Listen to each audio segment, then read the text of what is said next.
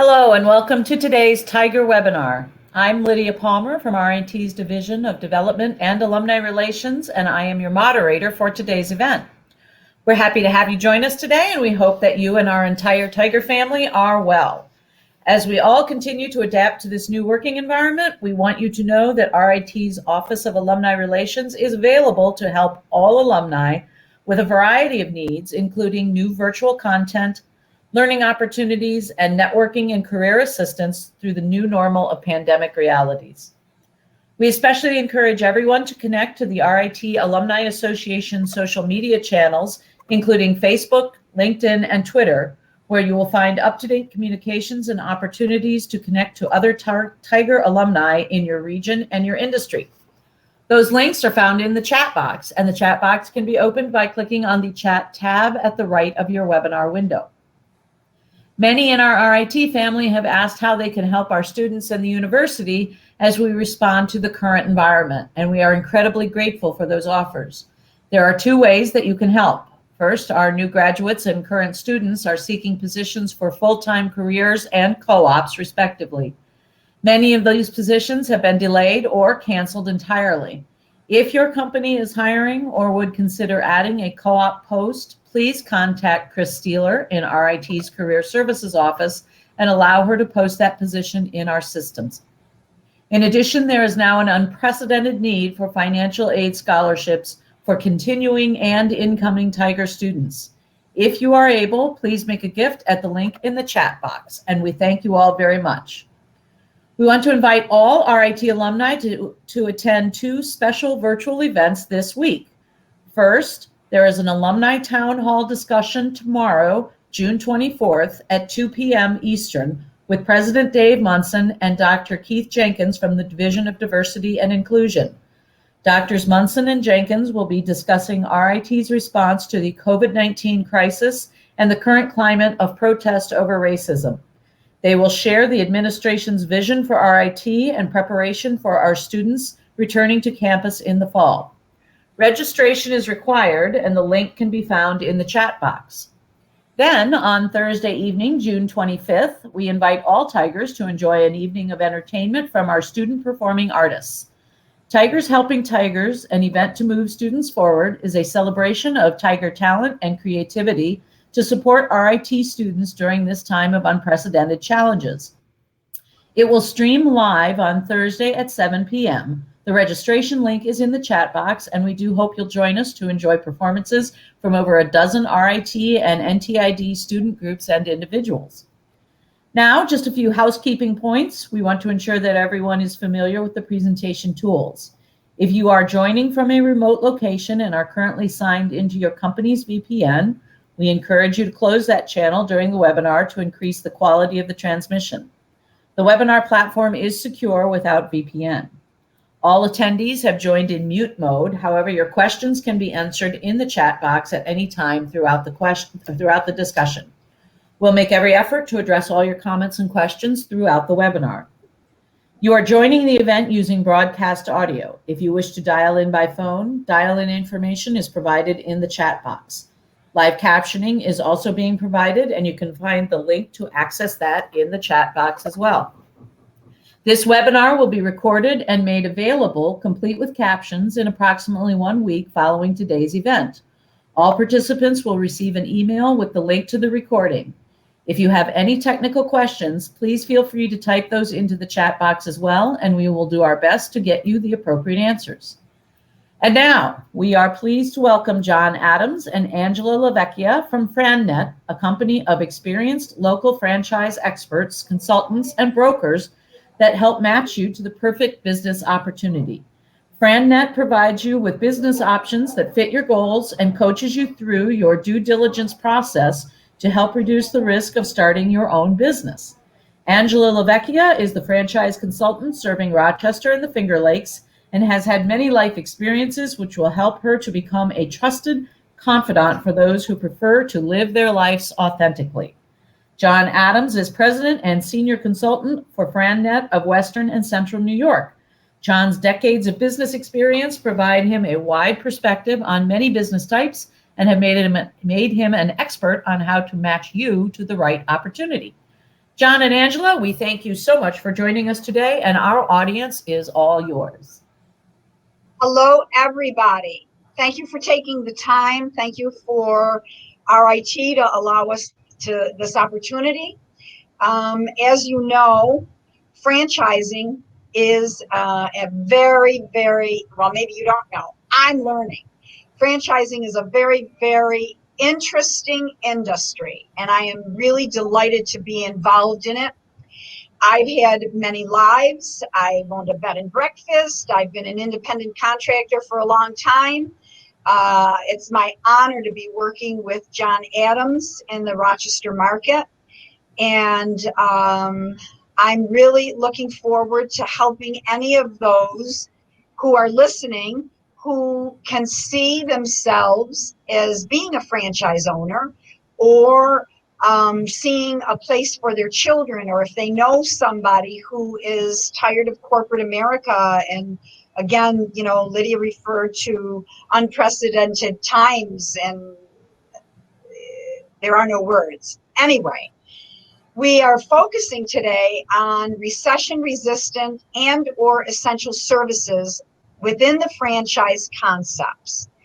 And I'm going to handle the beginning portion, and you might hear a story or two.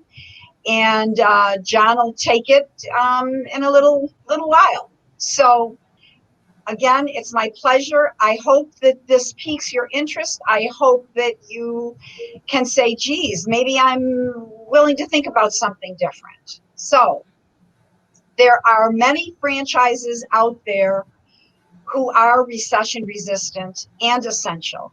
And John will get into that deeper. But who is FranNet? FranNet is a company that is 30 plus years old. We were the original broker of franchises in the US 30 plus years ago. We are headquartered in Louisville, Kentucky, and I had the pleasure of being in that delightful city for my training. And we are helmed by Jana Bailey, and she is a force to be reckoned. Why start a business now? Really a very, very good question, and very relative to these times. People think that existing businesses are the way to go. Why would you want to start a franchise? Well, the gift with franchises is they are already modeled. You don't have to take care of the marketing. You don't have to figure out where to start. You don't have to figure out when your next number is going to put you to the next point, or how do you get to the next point. And that's what I find very exciting about the franchise model, is you are able to follow the model. And franchising isn't for everyone. Franchising is for those who want a tried and true model and can follow the model and can resonate with the business that you are being guided to.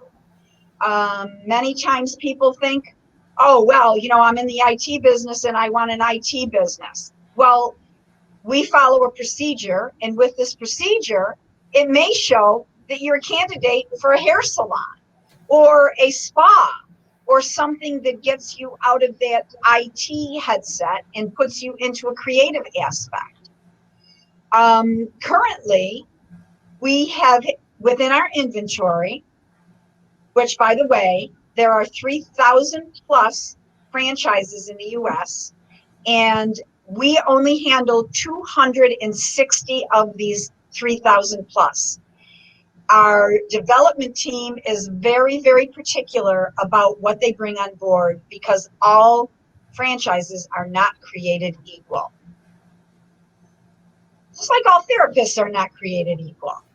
So we have some recession resistant and or essential franchise concepts that we are promoting and that we are making you aware of.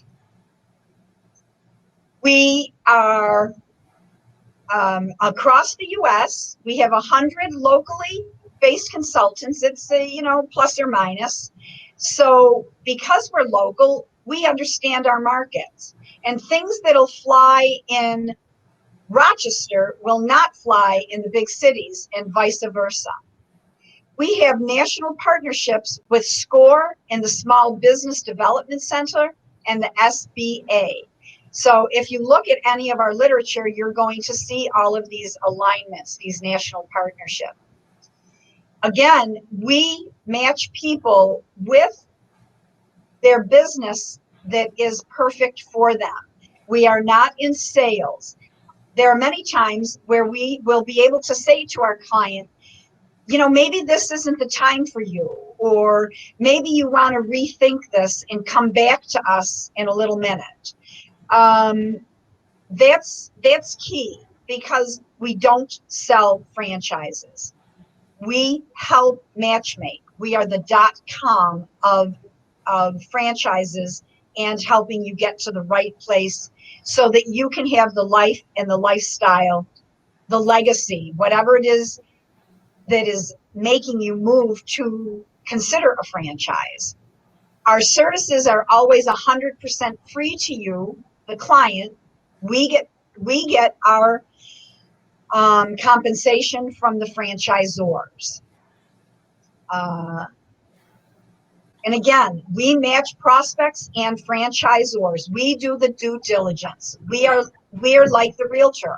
A realtor can't go to the bank and say, I have this client, but I don't know what their money is. I don't know what their interests are. I don't know what they're looking for. I don't know what their parameters are. We educate our prospects on the opportunities in business ownership. Buy, develop, or take a franchise. We offer prospects choices so they can make informed decisions. We give them 3 or 4 choices.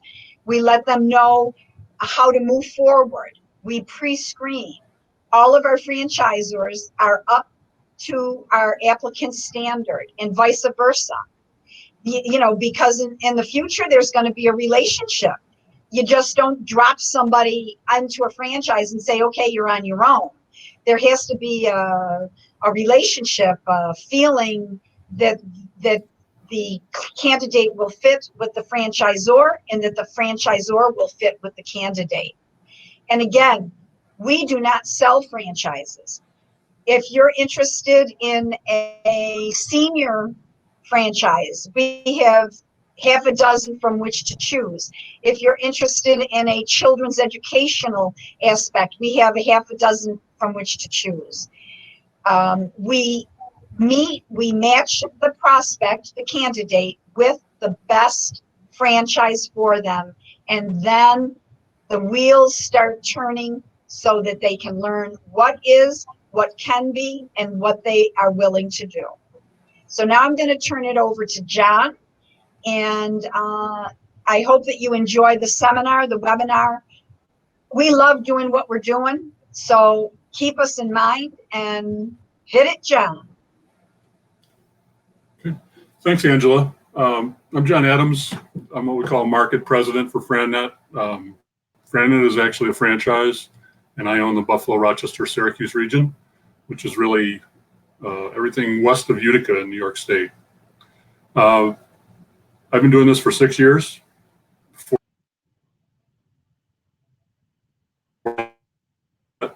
As different businesses in the Rochester area, banking, telecom, software development, really the prime ones. I work for the company that makes the Tiger card and the systems that you use on campus all the time. Like I said, I've been doing this for 6 years. First 3 years I worked with a gentleman out of Buffalo who owned the region, and then I bought it from him 3 years ago. So my philosophy is have great people on the ground, people like Angela, and we have a lady in Syracuse also. I'm covering Buffalo right now, looking for that person for Buffalo. If you know someone that's would like to do this kind of work, I would love to talk to them. So why start a business now? It's about being proactive versus being reactive and rushed. You have time now. If you wait till everything is normal, everybody else is waiting for everything to be normal. And it's just going to be more crowded and busier. right now you have time to explore your options. We can work on getting your finances in place. We have a number of partners that we use for our franchises. SBA lending is very popular. There's a thing called rollover for business startup, where you can take money from a 401k or an IRA and roll it into your business with no tax consequences and no penalties. But that takes some time. You can spend more time on your due diligence.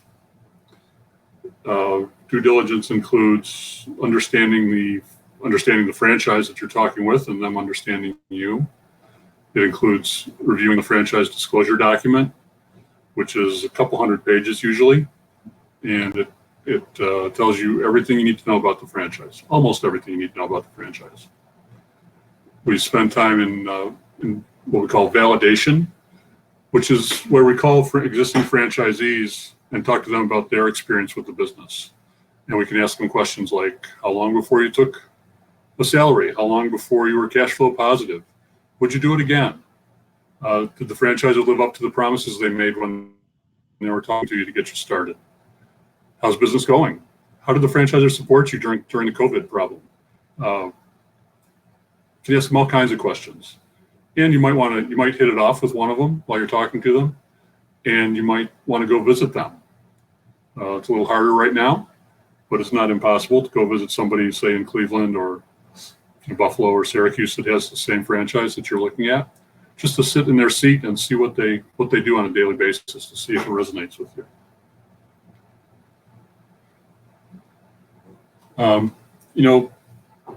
Lots of businesses start in bad times. Hewlett-Packard is one, for instance. But the majority of people think now is the time to start a business. And they're not thinking about starting it in 6 months. They're talking about starting it within the next 3 months, which is about the amount of time you need to go through the process to find the right franchise and to get to the point of signing the agreement. Another 17% within 4 to 6 months.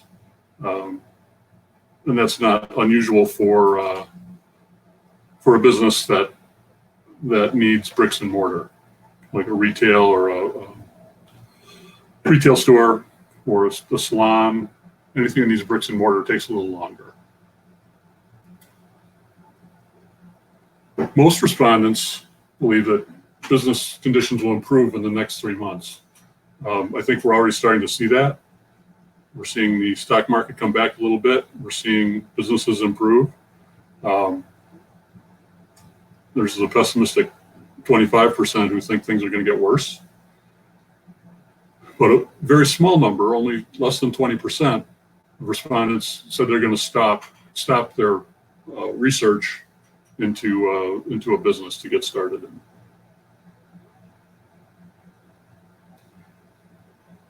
When we talk about recession-resistant and essential service industries, we're talking about those businesses that were declared essential at the very beginning of the pandemic.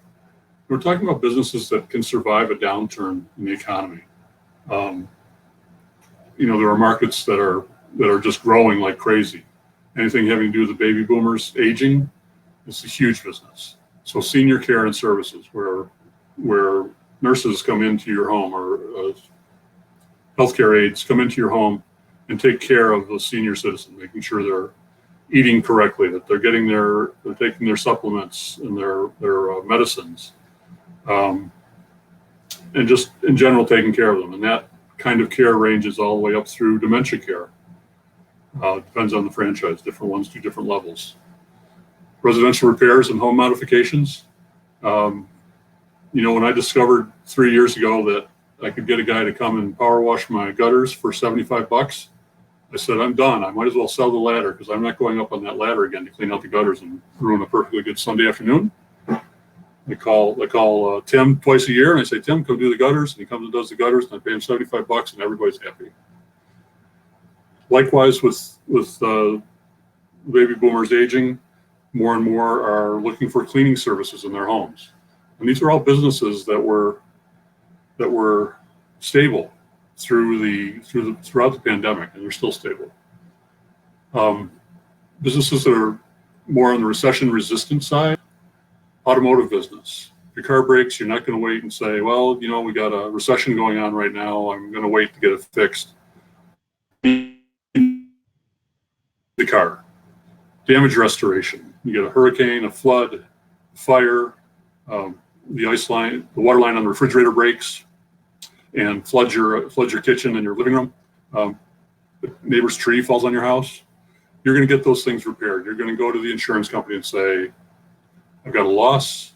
I need you to take care of, you know, send out your adjuster and we're going to get some work done on the house. And the insurance company pays for it. Sign companies is one that kind of surprised me a little bit. But in thinking about it, it makes an awful lot of sense.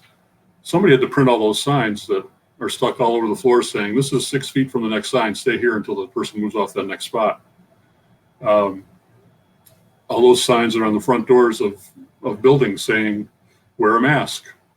Somebody had to create all those signs. The sign business is doing very well through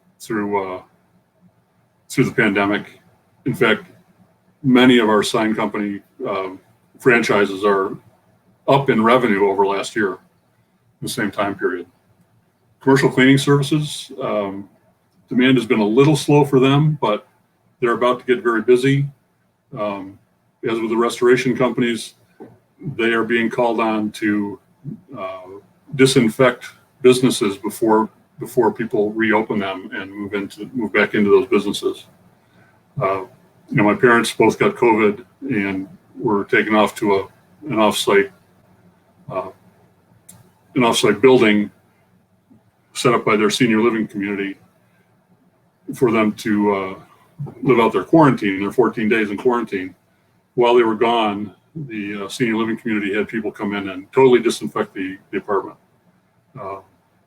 So when they came back from the hospital, they were able to walk right in and resume their life in their apartment.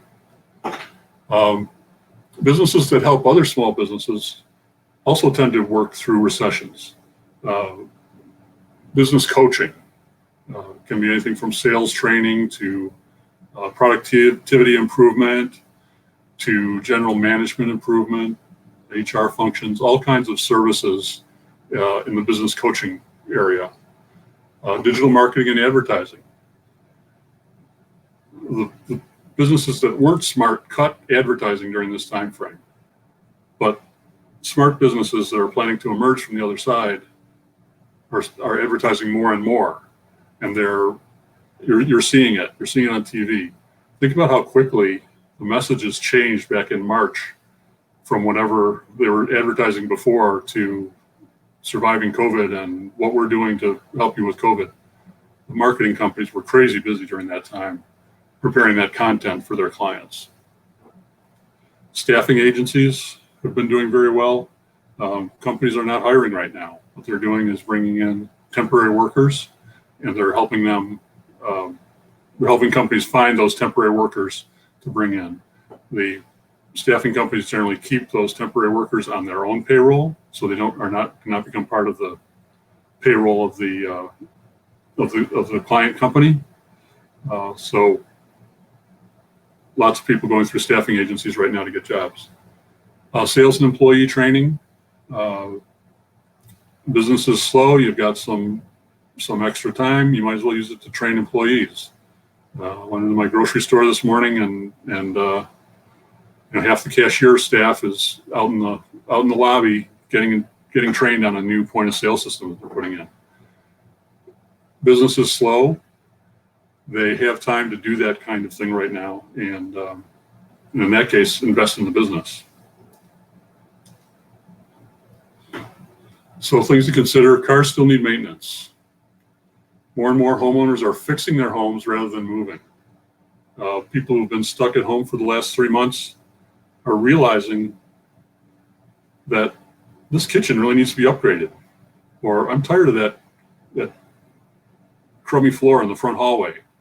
And they're starting to call companies to come out and do that work, to modernize kitchens, to modernize bathrooms, all kinds of handyman work. I have a friend who owns a construction company here in town. He said they're busier than they've ever been right now. As soon as they could go back to work, they've just been totally swamped with work.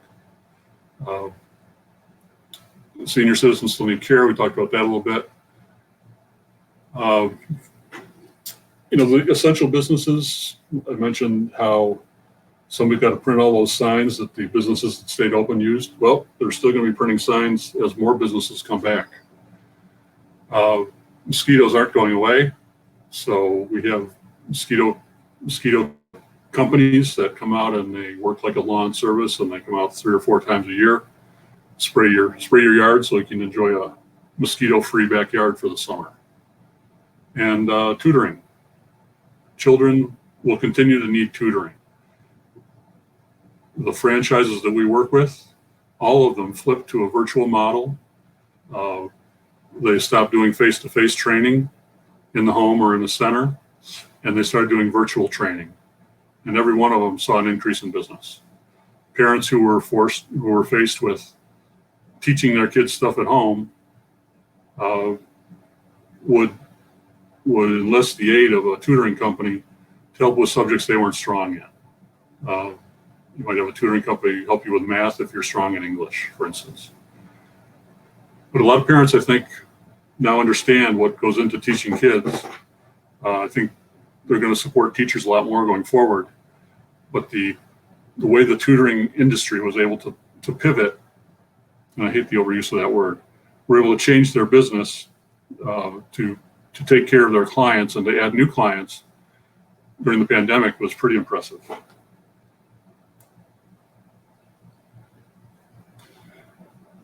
When you're looking at franchise, you want to make sure that the business that you're investigating is really recession resistant or an essential service concept.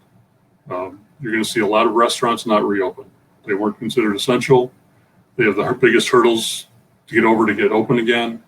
The ones that are open are only allowed to operate at 50% of capacity, while they still have 100% of their costs. Landlord didn't reduce the rent. New York State didn't reduce the taxes. They still have a lot of the same expenses. You really want to think through, and you can do that with our help because we've been through it now. If the business is truly recession resistant or considered an essential service. The validation I touched on briefly before, but you want to understand how the franchisor organization took care of its franchisees during the pandemic. People who were around in the 2007, 2008 banking crisis, recession, are telling us that they're seeing a lot of parallels with the pandemic in terms of what franchisors are willing to do to keep their people in business. I've only heard of one franchisor that went out of business because of the pandemic, and they were a local marketing company whose primary source of advertising and revenue, therefore, was restaurants. So their franchisees couldn't get restaurants to advertise because the restaurants were closed, and they shuttered the business. Which is too bad. It was a nice little business.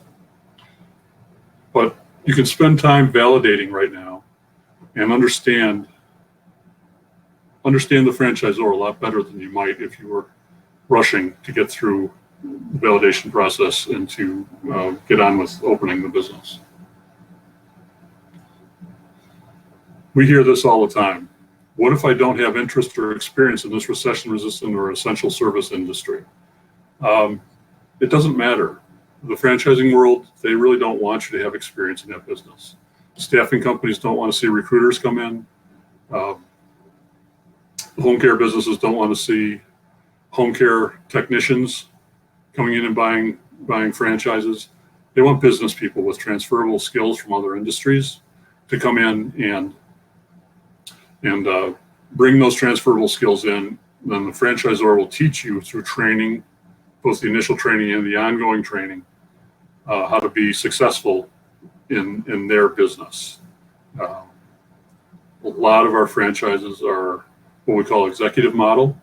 And in the executive model, the franchisee functions as an owner. And the functions of the owner are different than the functions of the business. The owner is overseeing the managers who are working on the day-to-day business.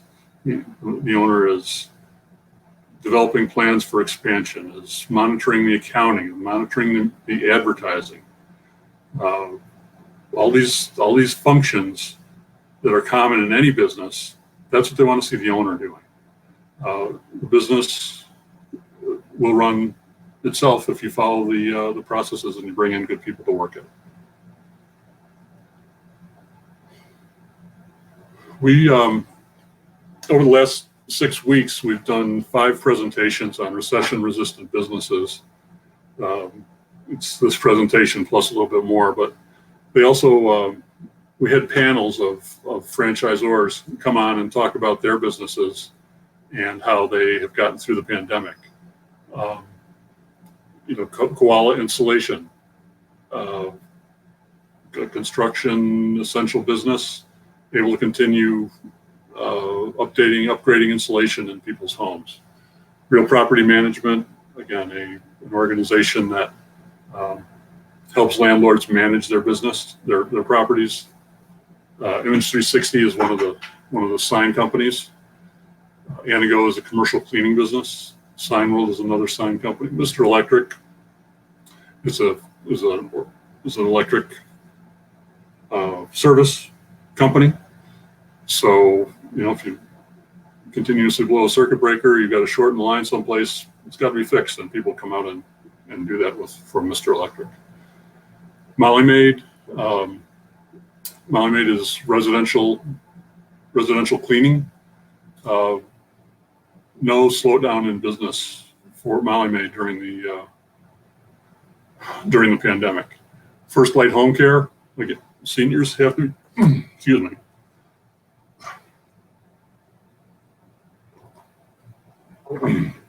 I usually let Angela do the talking because she's way better at it than I am.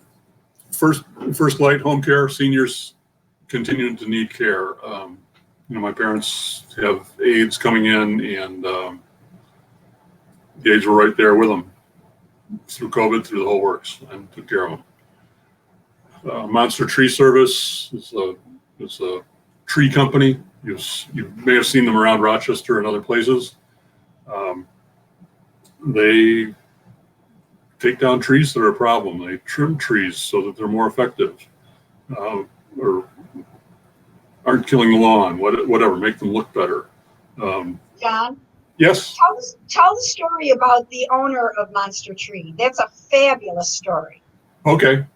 So the guy who owns Rochester, his name is Jay Herman. And Lydia, you might remember that name from our days at Frontier. Jay got tired of being in the telecommunications world. He changed companies 3 times without changing desks, because that's how the telecom world was going at the time. His company got acquired 3 different times, and by the 3rd time, he was tired of shoehorning their clients into the new systems that they were being required to use with the new company. He came to me and said, let's look at some franchises, and he looked at a couple, and then he looked at Monster Tree, and he just fell in love with Monster Tree. And he went down to what we call Discovery Day, and sent back pictures of him driving the little payloader that they use to take debris out to the truck. And you could tell he was in love, and he didn't even come home. He went straight to the national convention from there, and he went to the national convention to meet other Monster Tree owners and get training. I had Monster Tree come out and take down a tree in my yard and cut out a couple of stumps. In the process, they had just gotten a new dump truck, and Jay was used to driving it, and he backed it over my neighbor's mailbox, and went up and apologized to my neighbor, and came back on Saturday to fix the mailbox, and he was still smiling. And a few months later, a branch fell in my neighbor's garage, and there's the Monster Tree guys out front to take care of it. And then a couple months after that, actually during the pandemic, my neighbor has this tree that we call the ugly willow, and he finally decided it was time to take that down. So Jay's people came out and took it down, and you know, great customer service, great guy, and his business is thriving. And John, how about he decided to extend, and he added an aspect of wood chipping, or what's he doing? He's so one of the things you can extend Monster Tree to do is you can sell firewood. So he now has a wood lot that he takes a lot of his waste, a lot of what he trims off of existing trees. He takes it to his wood lot, cuts it up, and sells it as firewood.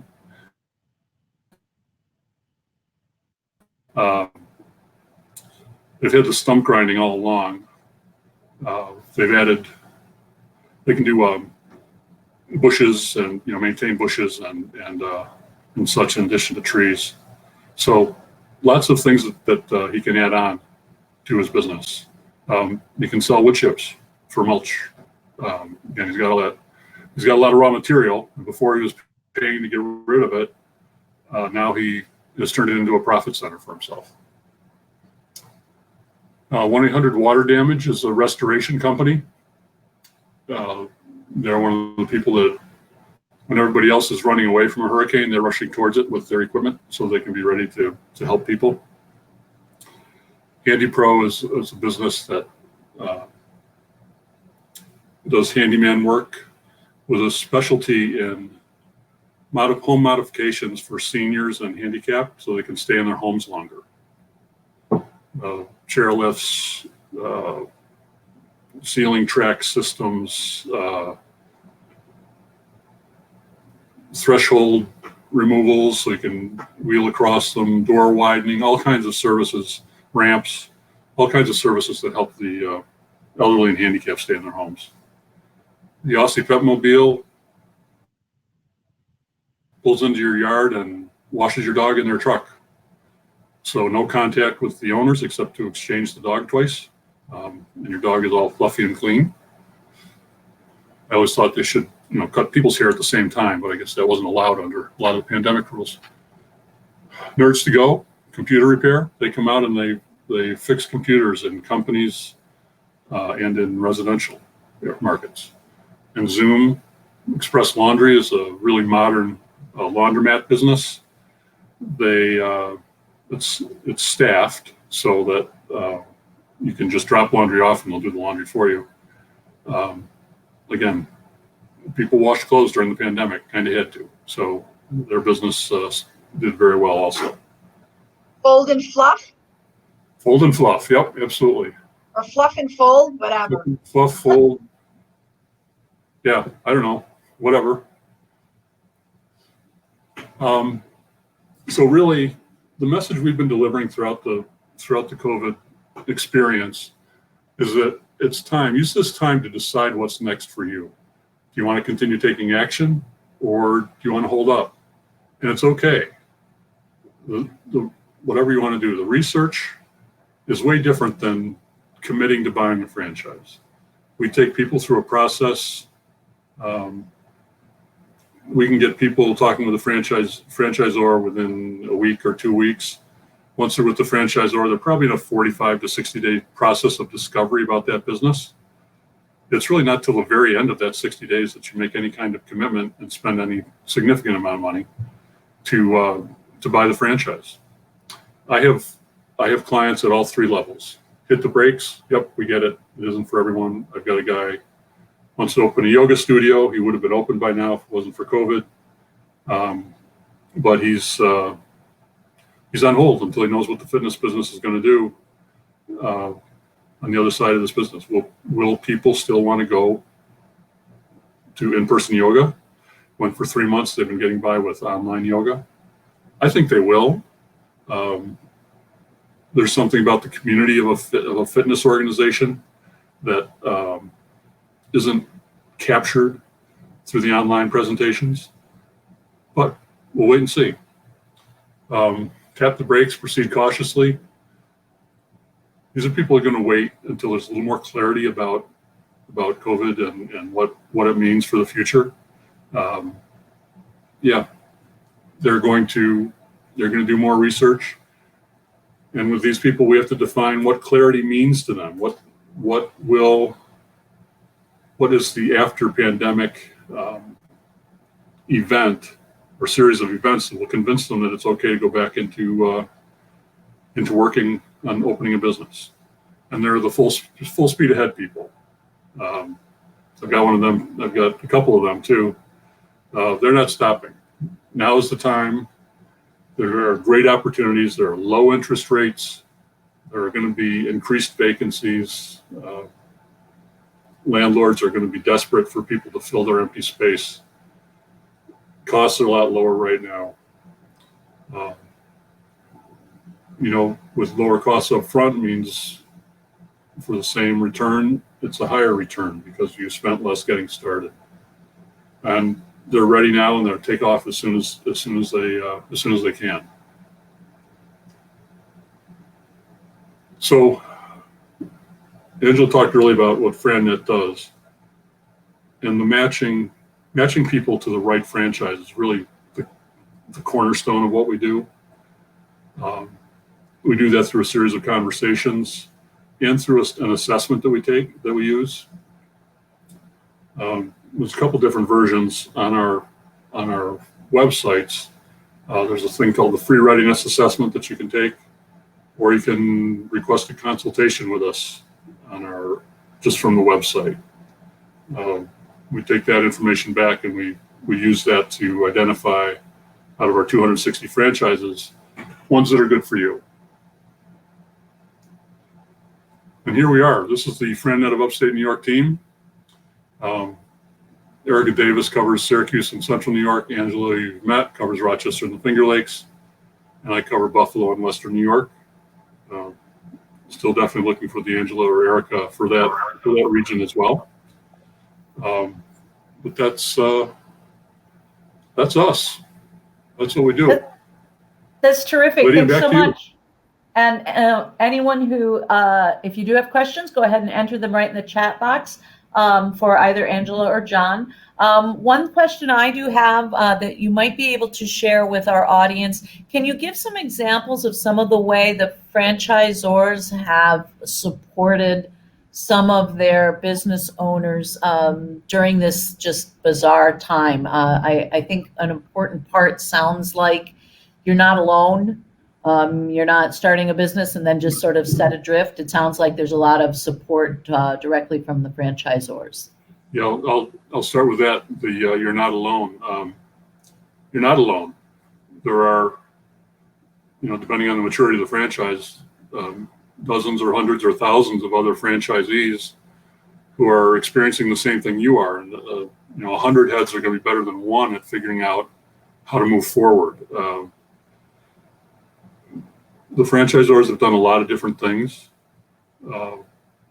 Some have eliminated royalties for 6 months, so the franchisees don't have to pay that royalty, for 6 months. Some have made short-term loans to their franchisees. Some have waived advertising fees. I mean, it's a lot of things. It's mostly financial, but a lot of the human side as well. What do I do with my employees during this time? How do I best take care of them? Because and John, yeah. This is something that's really impressed me, like you said, with the monetary aspect, waiving the royalties. But something that really impacted me was the purpose of a franchisor is to grow the distribution, to grow more franchises. And there are some that stopped and said, we need to focus completely on the people with whom we already have established relationships, and we don't want them floundering. So we are going to support them in not going to look for more distributing and help them to be successful in weathering the storm. And that was something that, as you said, the human side, I'm so impressed with this industry.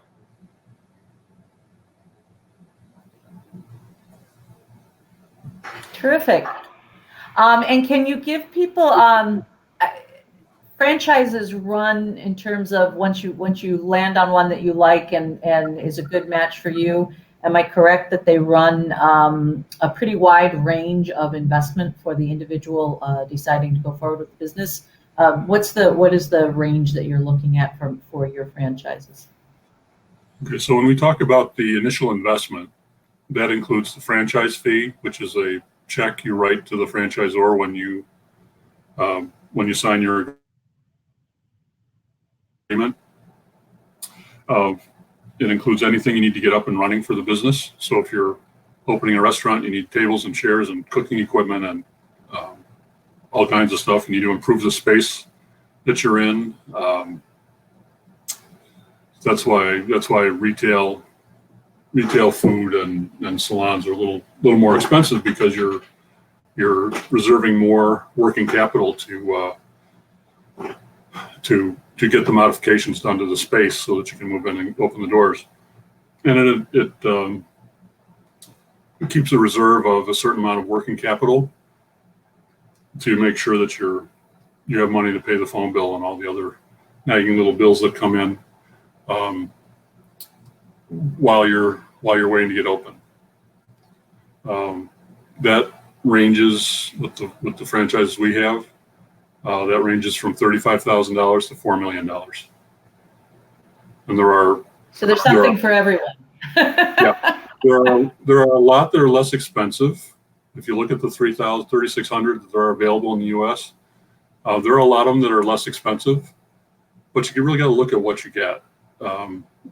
We've found that $35,000 level is really as low as you can go and get good support from a solid franchisor. And we have two at that level. The real sweet spot for us is $75,000 to $100,000. The over $4 million, Holiday Inns are franchises. So people go out and they build a Holiday Inn. Well, they're going to spend a lot of money doing that. That's kind of beyond the scope of who we like to work with. We work with executives who are coming out of corporations and want to do something different.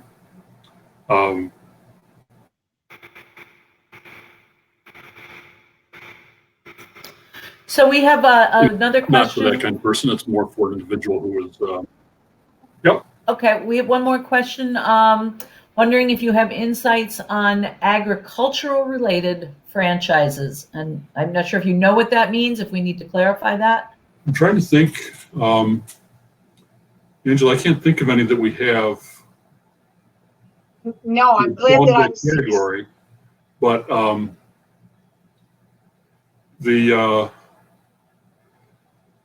if you know of some, tell us.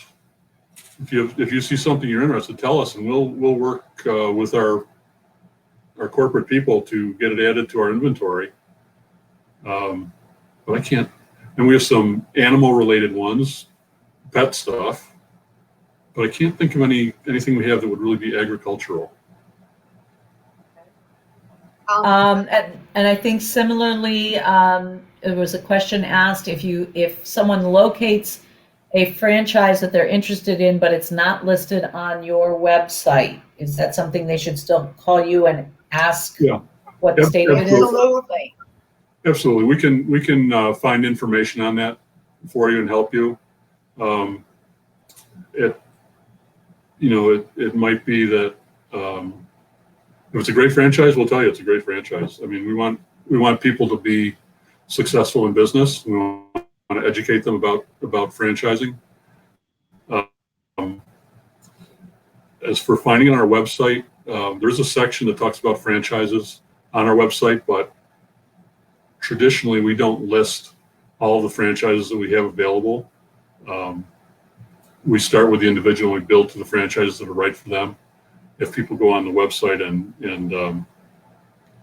on a website and find a franchise, it might not be the right fit. We've got to talk about why it's not the right fit for them. And John, that's why one of the things we said is there are 3,000 plus franchises, and not all franchises are created equal.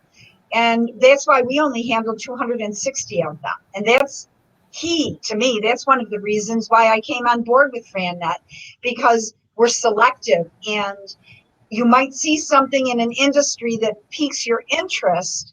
However, it's not a very reputable, respected franchise, but we may have something in that same industry that has been vetted, and you're going to get the support you need, because the expression in the franchise. Go ahead. Lost the receiving connection, so but I think you can probably still hear me. So I'm going to be quiet and let Angela field the questions for a minute. So we help you, and